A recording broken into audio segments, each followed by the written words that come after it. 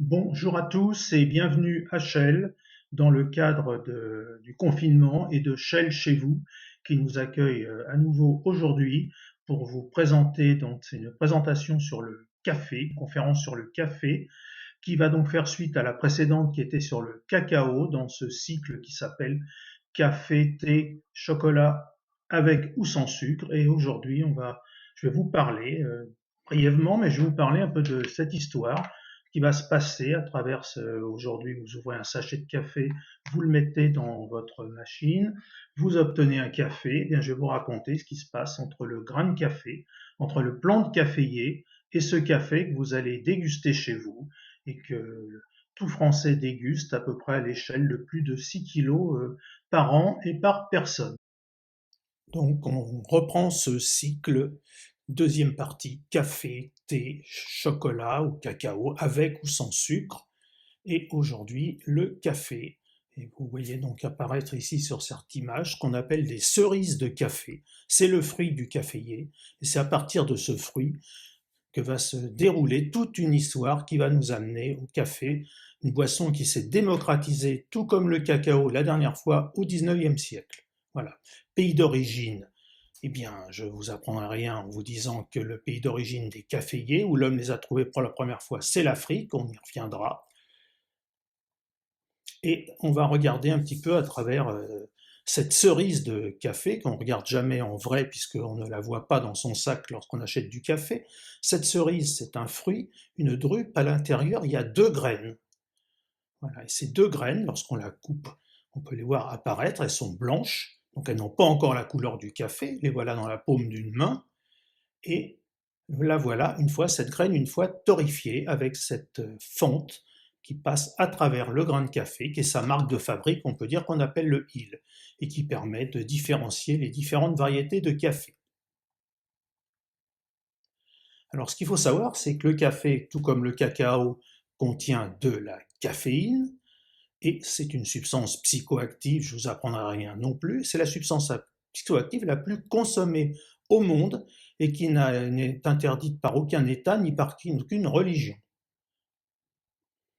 Savoir qu'il se consomme plus de 2 milliards de tasses de café sur la planète chaque jour et qu'en France, on en consomme environ 6-7 kilos. C'est plus que d'autres pays d'Europe, plus que l'Espagne ou nettement plus que le Portugal, par exemple. Alors le café, il y a le pape Clément qui racontait que lorsqu'on en a bu une gorgée, on a l'impression qu'il vient du paradis. Et comme à l'époque on pensait que le café venait d'Arabie, on le surnommait le vin des Arabes. Carl Linné, que nous avons vu la dernière fois, va lui donner un nom, caféier d'Arabie, pardon, et en fait, Carl Linné est suédois, il n'est jamais beaucoup sorti de sa ville d'Uppsala, hormis pour faire un petit voyage en France et un autre en Laponie, et il était persuadé que le café venait d'Arabie, ce qui est une erreur, on va le voir. Alors le café, en France, c'est un état, aller au café, fréquenter le café, prendre son café, garçon un petit noir, ça fait partie d'une culture où on partage un instant avec le café, ce petit noir qu'on prend sur le zinc le matin avant de travailler, c'est une institution. Et c'est une institution dans laquelle souvent dans ce café, à l'image que vous voyez ici, Simone de Beauvoir ou Jean-Paul Sartre, c'est une institution où on refait le monde. Il faut savoir que la Révolution française s'est faite dans les cafés. Et puis lorsqu'on a mis au point le café en France, que ça a commencé à se démocratiser, on a inventé la tenue qui allait avec, qui est la tenue du garçon de café. Et je ne vous apprendrai rien non plus si je vous dis qu'il y avait des courses de garçons de café. Ah, un petit mot quand même, ce que vous voyez ici, ça n'est pas péjoratif, c'est un instrument utilisé toujours en Éthiopie ou au Yémen, ça s'appelle une chaussette. Et c'est un tissu à travers lequel on passe le marc de café, ce qui a donné en France cette expression de jus de chaussette pour un café de mauvaise qualité, alors que le café qui sort d'une chaussette, si le café est de bonne qualité, il sera excellent, mais si le café est mauvais, vous pouvez utiliser n'importe quel filtre, vous aurez toujours un mauvais café. Voilà. Alors le café, ça va vous rappeler pour certains le moulin Peugeot, que nos mères ou grands-mères ou grands-pères utilisaient pour moudre le café, ou cette cafetière qu'on laissait sur le coin de la gazinière qui restait chaude toute la journée, d'où l'expression café bouillu, café foutu. Et puis pendant les conflits, c'était le café qui attendait les poilus dans les tranchées. On parlait, c'est le kawa qui rapplique. Donc on lui a déjà donné de nombreux surnoms, le kawa. Vous ne pouvez pas vous me parler du café sans vous montrer la première machine à café électrique, c'est des années 70, et sans oublier non plus cette machine, ce moulin à café, c'était la version 110 volts sur laquelle si vous ne mettiez pas la main, lorsqu'il se mettait en marche, le café traversait la pièce. Voilà. Bon, après, vous avez les machines à café, dont je ne dirais ni de mal ni de bien, parce qu'elles ne fabriquent pas du café, ni un jus de chaussette non plus, parce qu'il n'y en a pas, mais elles ont un intérêt, c'est toujours un intérêt de rassembler les personnes, et le matin, on refait le monde, on rediscute de la semaine le lundi, c'est la fameuse caméra café. Voilà la plante, avec des feuilles lisses, des feuilles légèrement ondulées, on va faire un petit peu de botanique, hein, et des fleurs blanches donc. On l'appelle en latin Coffea arabica, puisqu'à l'époque où on l'a nommé, on pensait que ça venait d'Arabie. En fait, l'origine des caféiers sauvages, c'est l'Afrique, c'est le centre de l'Afrique, depuis la côte ouest jusque sur la côte est, avec des zones centrées autour notamment du lac Victoria. Donc on trouve des plantes caféiers sauvages, depuis le Libéria, la Guinée, le Congo, l'Ouganda, Tanzanie, Mozambique. Alors ces plantes ont tendance aujourd'hui à disparaître, ce qui fait qu'il y a bon nombre de génomes de café anciens ou de souches de café qui ont disparu suite à la déforestation. Alors c'est une espèce qui aime l'ombre, hein, qui peut mesurer 10 mètres, 15 mètres de haut. C'est un arbre arbuste, mais qui aime bien souvent se cacher sous les autres. Et le pays quand même aujourd'hui du café, c'est l'Éthiopie. On est toujours bien sûr en Afrique et les légendes se succèdent pour savoir qui aurait ramené le café en Éthiopie. Est-ce que c'est l'homme? Est-ce que c'est des singes? Parce qu'il faut savoir que la pulpe de café étant très sucrée, les singes adorent les consommer. Donc le caféier d'Arabie, comme son nom ne l'indique pas, est originaire d'Éthiopie. Donc je vous disais, c'est une espèce qui pousse à long et c'est une espèce de montagne. Quand je dis montagne, on est en Éthiopie, c'est une espèce qu'on va rencontrer jusqu'à 2500 mètres d'altitude. Il faut savoir que les massifs éthiopiens culminent à plus de 4000. Et cet arbre aime à se développer un peu comme pour le cacaoyer, à l'ombre d'arbres plus grands. Vous voyez ces feuilles vernissées, ce qui signifie que la plante est prête à évacuer de l'eau. C'est des pays où il pleut régulièrement, avec ses bords ondulés. C'est la variété arabica que vous voyez ici. Je vous montrerai tout à l'heure l'autre variété qui est commercialisée. Les fleurs sont blanches, très odorantes. Alors vous n'aurez pas à le faire pousser chez vous à moins d'avoir une serre, parce que c'est une espèce qui demande un climat particulier, mais lorsqu'elle fleurit, l'eau de la floraison est intense et l'odeur est formidable. Voilà un café arabica sur place, dans une plantation. Donc, on le sait à des kilomètres que le café est fleuri. Alors c'est une variété, on pense, qui se serait habituée, sélectionnée par l'altitude de l'Éthiopie. L'autre variété qui a été découverte beaucoup plus tard, au XIXe siècle, c'est le Robusta, et commercialisé. Alors c'est un café qui est moins productif en tant que, je dirais, fleur, qu'on trouve à l'état sauvage aussi au Zaïre, en Ouganda, en Guinée. Et l'intérêt du Robusta, c'est qu'il est beaucoup plus résistant aux maladies. D'ailleurs, c'est ce qui indique son nom. Et c'est un peu comme pour l'histoire du cacao, le Robusta, on a pu le sortir d'Afrique, l'emmener dans d'autres pays, alors que l'Arabica, c'est quasiment impossible. Voilà un plant de Robusta. La floraison est moins intense que l'Arabica.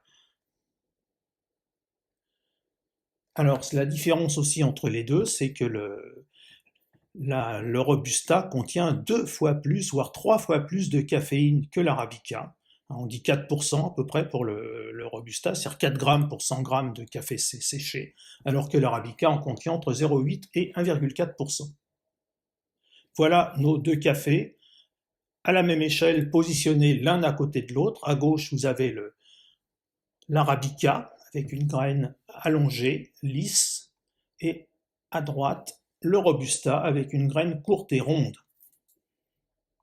Donc un spécialiste, lui, ne peut pas se tromper. L'Arabica, c'est un café qui va développer des arômes assez de finesse. Il a je vous dirais, une faible teneur en caféine, alors que le Robusta est nettement plus corsé en caféine et son goût est plus amer. mais ça n'enlève rien à l'autre, ni à l'autre. Ce sont deux excellents cafés. Voilà, l'Arabica, c'est 70% de la population, de la production, hein. On le retrouve, on a pu l'emmener dans des pays comme la Colombie, le Mexique, parce que le climat lui convenait. L'Éthiopie reste un grand producteur aussi. Et le Robusta, lui, c'est 30% de la production de café mondial, mais on a pu l'emmener dans des pays plus complexes au niveau du climat, comme l'Indonésie, l'Inde ou le Vietnam, où il n'est pas malade. Si vous mettez un pied d'Arabica au Vietnam, en quelques semaines, il va attraper ce qu'on appelle la pourriture. Alors, la caféine, je vais rester pas trop longtemps dessus parce qu'on n'est pas sur un cours de chimie, hein. Le cacao, la molécule principale, c'était la théobromine, avec cet effet déstressant. Plus on consomme de chocolat, plus on en a envie. Alors la caféine, on va en trouver selon que c'est du Robusta, selon que c'est de l'Arabica et selon la préparation, l'origine, 1 à 4 grammes pour 100 grammes de grains secs. Et c'est un effet stimulant sur le cerveau, ce qui fait que, comme pour le cacao, il y a des personnes qui deviennent addictes à la caféine. Donc stimulant du système nerveux central. Alors maintenant, je vais vous parler de production, parce que le grain de café, lorsqu'on l'extrait de sa pulpe, de son fruit, c'est blanc. Il y en a donc 2 par fruit, je vous disais, et on est encore loin d'avoir le café. Alors l'épiderme de ce fruit, cet épiderme rouge, s'appelle la parche. Elle est consommée séchée dans certains pays, notamment comme le Yémen, en tant qu'un café à base d'épiderme. Alors 2 techniques pour obtenir le café que vous consommez tous les jours. Il y a les cafés lavés et les cafés dits séchés et décortiqués. Je vais passer rapidement dessus, mais il faut quand même que vous compreniez les deux, qui font d'excellents cafés. C'est simplement 2 techniques différentes. Le café lavé, tout comme le café séché, le but c'est de se débarrasser de cette pulpe et de l'épiderme. Donc dans le cas du café lavé, un peu comme pour le cacao, on va le faire fermenter entre 12 et 36 heures. Donc les champignons qui vont se développer vont consommer la pulpe. C'est la technique qui est utilisée aussi bien en Amérique qu'en Afrique de l'Est, mais aussi aux Antilles, en Océanie. Et après le lavage, ça va le séparer, donc les grains de la pulpe, et on va procéder bien sûr au séchage. Je vous avais dit que pour le cacao, c'était loin d'être simple, parce que les pays où on produit le café, c'est aussi les pays où il pleut, on est en zone tropicale. Donc vous voyez le café qui est en train de sécher, ces grains blancs en train de sécher, ça, le séchage est indispensable pour éviter les moisissures. Dans le cas du café décortiqué, on ne passe pas par l'étape eau. On va directement le faire sécher au soleil, mais ça n'empêche pas que d'après, la deuxième partie, ça va être aussi de le décortiquer pour enlever l'épiderme. Alors c'est une technique qui est utilisée au Brésil, mais aussi en Asie, et qui demande énormément de main-d'œuvre. Le café, il faut y penser, c'est comme le cacao, c'est des plantes qui demandent énormément de main-d'œuvre, et on ne s'en rend pas vraiment compte lorsqu'on achète ça dans une grande surface. Le séchage est bien sûr très important aussi dans ce café décortiqué, mais après il va demander un gros travail, puisque c'est avec les ongles et le bout des doigts qu'on va arracher l'épiderme. Ensuite, c'est la mise en sac. La mise en sac, elle nous fait malheureusement remonter aux plantes esclavagistes. Le café en fait malheureusement toujours partie. Et c'est cette mise en sac qui va se faire, comme pour le cacao, d'ailleurs comme pour le thé, dans des sacs de 60 kg. C'est ce qu'on considérait au XVIIIe siècle, ce qu'un esclave pouvait porter. Essayez de porter un sac de 60 kg et vous comprendrez ce que ça représente. Voilà. Donc on mesure le café encore en sac. L'unité étant le sac de 60 kg. Le traitement ne se fera que dans les pays qui commercialisent ensuite le café, en grains ou en poudre, et ça sera une torréfaction avec des chiffres toujours très très indicatifs, entre 180 degrés et 220 degrés, 15 minutes, mais ce sont des procédés de fabrication qui sont bien sûr secrets. Après, selon le temps et la chaleur de torréfaction, on va passer d'un café dit vert à gauche, parce que souvent ce café d'ailleurs est un petit peu vert, à un café très grillé à droite. Après, ça va dépendre selon le pays, selon le palais. Un palais européen n'est pas le même qu'un palais japonais ou un palais américain. On va obtenir une nuance de plus en plus grillée, et l'étape ultime de c'est ce qu'on appelle le café italien, qui représente, je dirais, le café le plus grillé que l'on connaisse aujourd'hui. Alors les pays de production, vous les avez sur cette carte. Je vous ai mis en rappel l'Arabica à gauche, le Robusta à droite. Vous voyez que l'Arabica est légèrement plus gros que le Robusta, avec ce sillon qui est en forme de S sur l'Arabica, alors qu'il est droit sur le Robusta. Sur la carte, ce qui est en vert foncé, c'est les pays de production de Robusta. Donc on va le retrouver bien sûr en Afrique de l'Ouest, mais aussi à Madagascar, et c'est ce café qui a pu grâce à sa résistance à des maladies, est emmené dans des pays notamment comme le Vietnam, l'Asie. En jaune, c'est l'Arabica. L'Arabica, donc originaire à l'origine d'Éthiopie, et le climat de l'Amérique centrale et de l'Amérique du Sud lui a convenu parfaitement. Vous n'arriverez pas à le faire pousser en Asie. Donc le Brésil, par exemple, est devenu, ou la Colombie sont devenus de grands producteurs de café Arabica. L'effet terroir joue, c'est-à-dire qu'en fonction de l'endroit où vous allez déplacer, en fonction du sol, c'est comme pour le vin, vous allez pouvoir obtenir des crus qui passent d'un pays à l'autre et très très différents. Donc il y a autant de café que de terroir. C'est ce qui fait la richesse pour les amateurs de café. Alors vous voyez, je donne une production en sac, 150 millions de sacs, c'est la production de 2018. Ça représente 8,5 millions de tonnes de café. Et les consommateurs, vous les avez sur cette carte.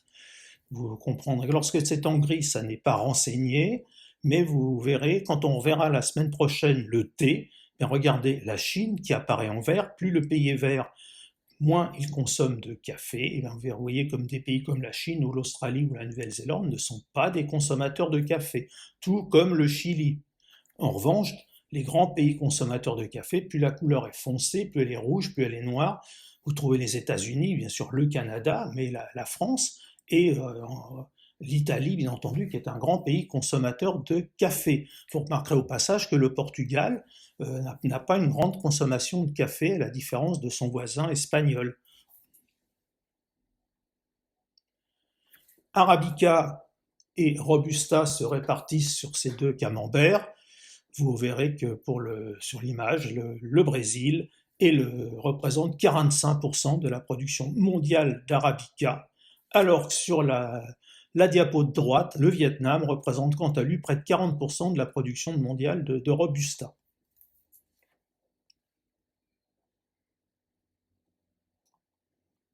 Et maintenant, on va rentrer dans une petite histoire du café, comme nous avons fait pour le cacao et comme nous le ferons pour le thé. Alors, nous allons bien entendu revenir sur le pays d'origine de l'Arabica, c'est l'Éthiopie. Voici du café je peux dire en serre, en pépinière.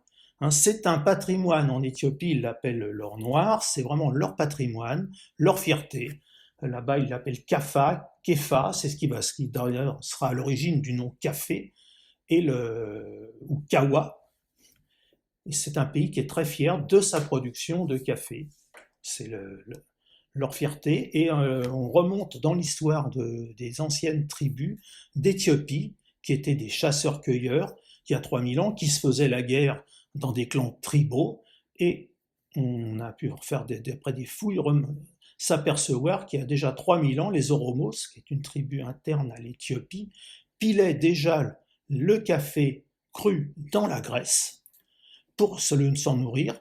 C'était une sorte de friandise pour partir en guerre, parce qu'au moment où vous avez le système nerveux central en ébullition, eh bien vous allez être beaucoup plus actif au combat. Ils faisaient des prisonniers, et ces prisonniers étaient vendus sur le marché de Harar.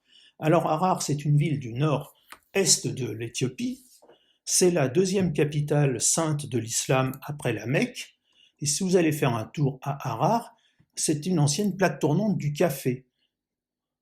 Le café s'échange à Harar, et si on fait un petit tour avec un guide touristique, il vous emmènera voir cette maison. Et cette maison, c'est la maison où a vécu quelques années Arthur Rimbaud. Arthur Rimbaud, avant de revenir en France, était marchand d'esclaves et marchand de café, sauf qu'on ne sait pas toujours. Voilà, donc Harar est très fier de cette maison où a vécu Rimbaud. Alors, comment est-ce que l'homme a commencé à utiliser le café? Les légendes circulent. Alors, il y en a qui racontent, c'est un berger qui s'appelait Kaldi, au Yémen, qui a vu que ses chèvres se nourrissaient de baies rouges, de ces cerises, elles étaient ivres et elles dansaient. Donc l'hypothèse n'est pas bonne, puisque le café n'est pas originaire d'Arabie et du Yémen. Donc c'est une légende qui court, mais qui n'a pas de fondement. Une autre légende nous ramène encore au Yémen, où un guérisseur avait été chassé du port de Mocha, parce que ces dons n'étaient pas jugés assez efficaces par la population. Il est parti de Mocha et il a vu un oiseau qui chantait sur une plante qui était un caféier qui se nourrissait des fruits rouges, et il est revenu avec ses fruits rouges pour soigner les habitants de la cité, et il serait devenu célèbre. Mais les deux histoires ne concordent pas, pour je vous disais, puisqu'elles sont situées au Yémen et que le café est africain. Ce qui est certain, c'est que les transferts de grains vers le Yémen depuis l'Éthiopie vont se faire sous l'empire himyarite. On est autour d'à peu près l'an 525, et c'est à partir de cet empire africain qui débordait que le transfert va se faire depuis l'Abyssinie jusqu'au Yémen. Et à partir de là, les populations vont commencer à consommer du café, cultiver du café en dehors de l'Éthiopie et faire remonter ces grains vers le bassin méditerranéen où il y aura une expansion et différentes sociétés vont après l'exploiter. Alors une légende aussi encore au Yémen, mais cette fois-ci le café y était arrivé, on raconte que deux moines qui étaient chargés de récolter le café sont venus avec un jour de pluie avec leurs grains de café leurs cerises complètement mouillées. Ils ont voulu les faire sécher, ils les ont placés près de la cheminée, d'autres disent près d'un feu, enfin un endroit où il y avait des flammes, et puis ils sont partis à la prière, et quand ils sont revenus, les grains n'étaient plus que secs, ils étaient quasiment rôtis, et ils sentaient très bon. Ils avaient découvert le principe de la torréfaction. Alors le café va se répartir depuis le XIIe siècle dans le Yémen, et l'islam prohibant l'alcool, le café va remplacer cette boisson excitante qu'est l'alcool. On va le remplacer par du café qui, lui, va être toléré par l'islam à part une ou deux fois où la Mecque, ça sera interdit à la Mecque. Le Yémen, c'est un pays de montagne aussi, montagnes escarpées sur lesquelles on va cultiver les caféiers.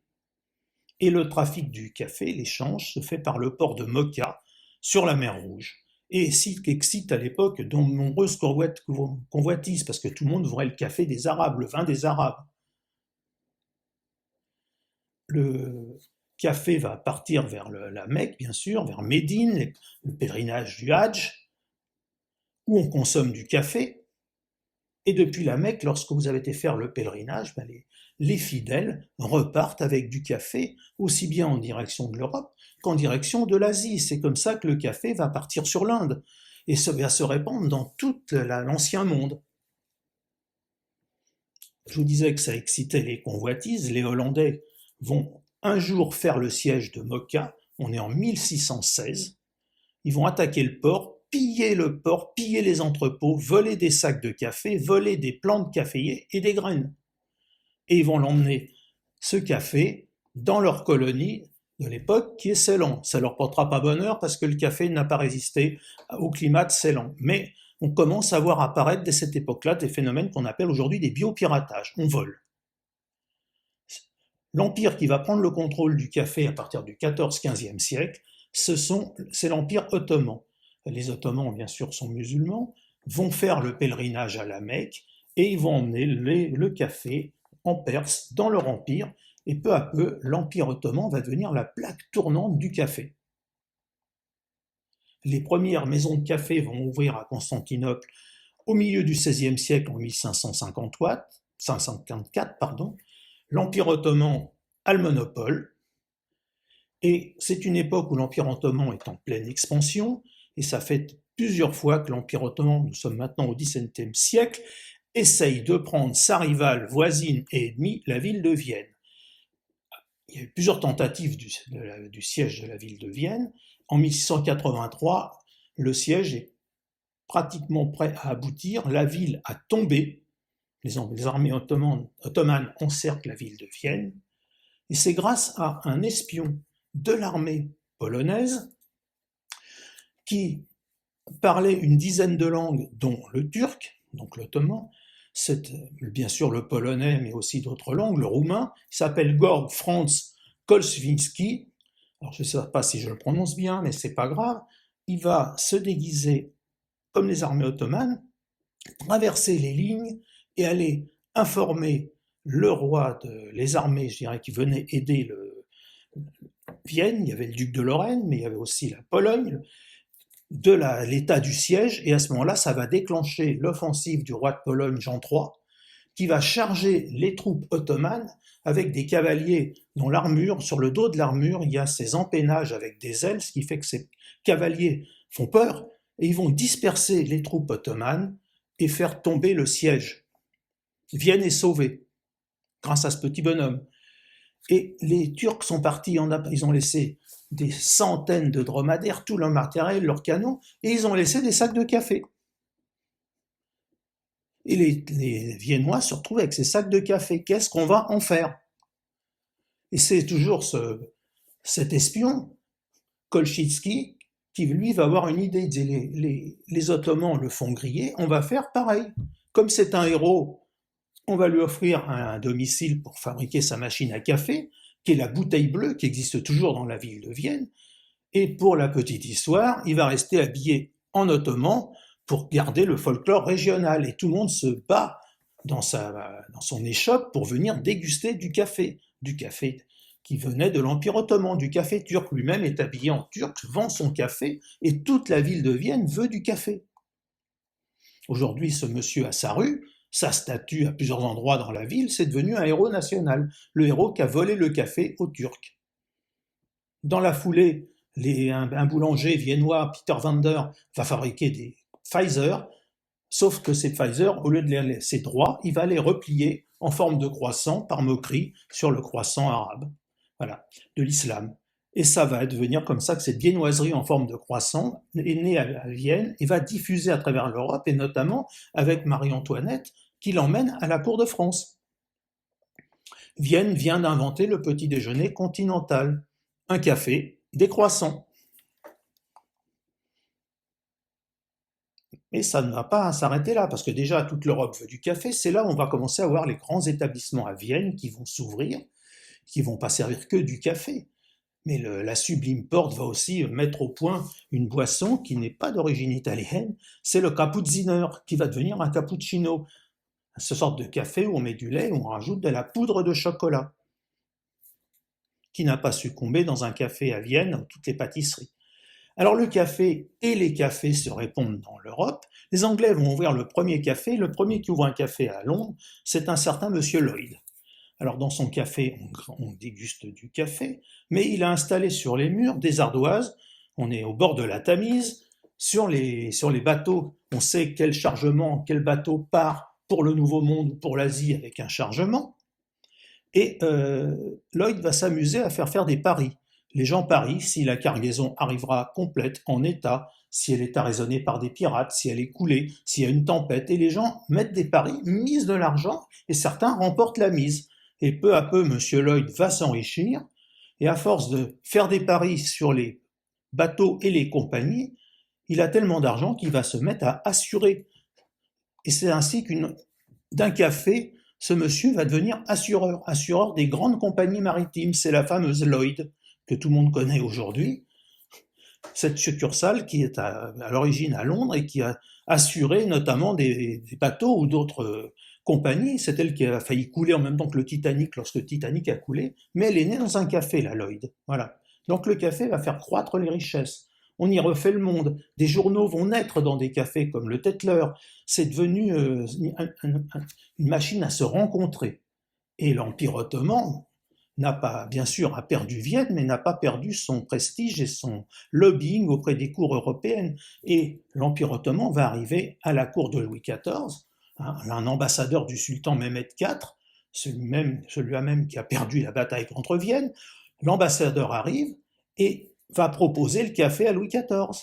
Et c'est comme pour le cacao à la cour d'Espagne, c'est cher, c'est rare, donc toute la noblesse veut du café. Louis XIV n'est pas un amateur de café, il dit que ça lui donne des vents. Bon, chacun après va y trouver ce qu'il veut, mais tout le monde veut du café. Et la bourgeoisie veut aussi du café, puisque la noblesse en a. Et on va s'habiller en turc, en ottoman. C'est cette mode dont va se moquer Voltaire dans Le bourgeois gentilhomme, où tout le monde veut être mamamouchi.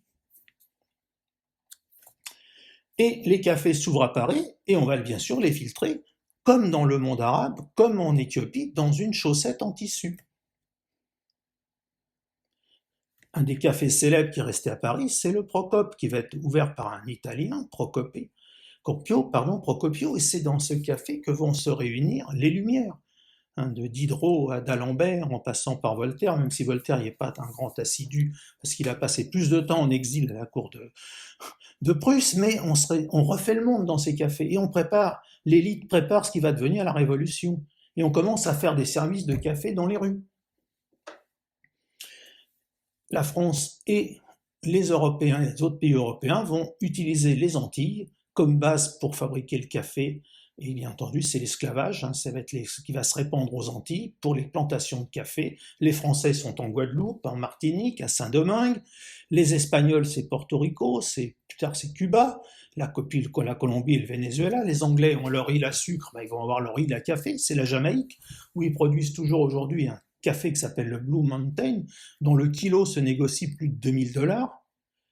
Et puis les Portugais, un peu en retard, vont l'acclimater au Brésil. En fait, ce qu'il faut savoir, c'est que la Révolution française s'est faite dans le café, avec certains qui ne l'aimaient pas. Je pense notamment à Napoléon, qu'il soit Napoléon Bonaparte, premier empereur ou premier consul. Le café, il n'aime pas le café pour une raison très simple, c'est que les Anglais ont ramené le café en Europe, et Napoléon n'aime pas les Anglais. La perfide Albion, c'est toujours le même problème, et Napoléon prône qu'on ne devrait pas utiliser de café, mais de la chicorée. Voilà. Alors il ne va pas avoir de chance dans la fin de sa vie, parce qu'il va se retrouver dans l'île de Sainte-Hélène, en territoire anglais, et au milieu des plantations de café. Je ne sais pas si l'histoire raconte, j'ai pas trouvé mais s'il a bu du café là-bas, toujours est-il qu'il s'est retrouvé emprisonné dans cette île qui produit un des meilleurs cafés au monde aujourd'hui. On a un paradoxe chez nos deux derniers empereurs en France, c'est qu'ils ont fini leur jour et qu'ils sont enterrés et qui sont morts en territoire anglais. Napoléon Ier a été rapatrié, Napoléon III est toujours sur le sol anglais. Et le café du Palais Royal, le café de Foix, va avoir les premières heures et les premiers de la Révolution avec Camille Desmoulins, tout le monde va venir haranguer la foule. Donc les révolutions, les cafés vont servir à cristalliser ce que pense le peuple. Ça va être là d'où va démarrer toutes les révolutions, mais aussi de nombreuses innovations. Isaac Newton travaillait dans un café. Donc on y joue, on y discute, on échange, et c'est là que se fabrique la planète. Le café va se mondialiser, tout comme le cacao, à partir du 19e siècle. La boisson va se démocratiser, tout le monde va vouloir consommer du café et refaire, à l'instar de Jean-Paul Sartre, Simone de Beauvoir, refaire le monde dans les cafés. Regardez, là, ils ne consomment pas beaucoup de café sur cette image-là, mais c'est là que les choses vont se faire. Ah, petite anecdote amusante avant de terminer cette présentation, est-ce que vous connaissez le caca café? Alors le caca café, il porte un nom, c'est le Copilouac. Et je vous montre d'où il est extrait. Voilà, ça n'est pas une barre chocolatée, c'est un excrément d'un petit mammifère qu'on appelle la civette. Alors pendant très longtemps, la civette vivait dans les plantations de café, la civette palmiste. Elle se nourrissait de grains de café, et les esclaves qui travaillaient dans les plantations de café n'avaient pas le droit de toucher aux grains de café. En revanche, le seul droit qu'ils avaient, c'était de récupérer les grains de café dans les excréments de la civette. La civette se nourrit de café, et les grains de café vont maturer dans le tube digestif, et on va obtenir après torréfaction, ne vous inquiétez pas, à 200 degrés, il n'y a plus aucune bactérie qui subsiste, on va obtenir un des meilleurs cafés au monde, qui était réservé à l'origine aux esclaves. Donc les civettes sont souvent élevées, on les nourrit de café, on va récupérer ces grains de café dans les excréments qui seront lavés et qui seront ensuite torréfiés. Vous allez à New York, vous allez payer 30 € pour une tasse de ce café qui est, paraît-il, un des meilleurs au monde. Voilà. C'est quand même une petite histoire anecdotique à travers l'histoire du café. Alors la civette, ce petit mammifère, ça vous explique peut-être pourquoi on trouve de nombreux cafés qui s'appellent civettes. Puisque la civette, c'est un mammifère qui est toujours utilisé aujourd'hui, ses sécrétions en parfumerie comme fixateur, et on mettait aussi dans le tabac de l'extrait de civette pour parfumer le tabac. C'est ce qui explique aujourd'hui que bon nombre de tabacs en France portent le nom de la civette. Et on a bien oublié pourquoi le tabac portait le nom de civette. Eh bien voilà, le deuxième épisode du Café Shell chez vous se termine. Eh bien écoutez, la semaine prochaine, on évoquera le thé, une plante aussi qui s'est démocratisée au 19e siècle. Il y a beaucoup d'histoires à raconter, vous verrez, sur le thé.